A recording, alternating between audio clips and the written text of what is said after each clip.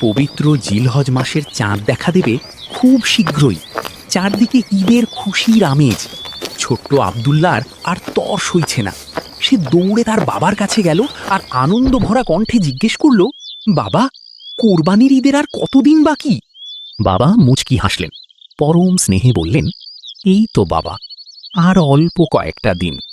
তারপরই চলে আসবে ত্যাগের মহিমায় ঘেরা সেই খুশির দিনগুলো। আব্দুল্লাহর চোখে মুখে উজ্জ্বল হাসি। সে আবার জিজ্ঞেস করল, আমরা কবে গ্রামের বাড়িতে যাব? বাবা তাকে আশ্বস্ত করে বললেন, আর মাত্র কয়েকটা দিন, তারপরই আমরা সবাই মিলে গ্রামের বাড়িতে যাব ইনশাআল্লাহ। খুশিতে আত্মহারা হয়ে আব্দুল্লাহ বলতে লাগলো, তাহলে তো অনেক মজা হবে। আমরা সবাই মিলে কোরবানি দেব, গরু কিনব, আত্মীয়দের সাথে দেখা হবে, আর গরিব মানুষদের মাঝেও গোশত বিলিয়ে দেব। কত সুন্দর হবে, তাই না বাবা? বাবা আব্দুল্লাহর মাথায় হাত বুলিয়ে দিলেন। তিনি বোঝালেন, কোরবানি মানে শুধু আনন্দ নয়, এটি আল্লাহর সন্তুষ্টির পথ।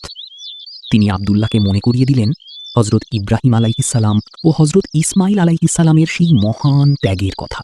বাবার কথা শুনে আব্দুল্লাহ মিষ্টি হেসে বলল, তাহলে বাবা, আমরা শুধু মজাই করব না, আল্লাহকেও খুশি করার চেষ্টা করব। বাবা আবেগ ভরা কণ্ঠে তাকে জড়িয়ে ধরে বললেন, ঠিক তাই বাবা, একজন মুসলিমের সবচেয়ে বড় আনন্দ তো আল্লাহকে খুশি করার মধ্যেই। قلدت ظاهر ما فيهم فبدوت شخصا آخر كي أتفاخر وظننت أنا أني بذلك حزت غنى فوجدت أني خاسر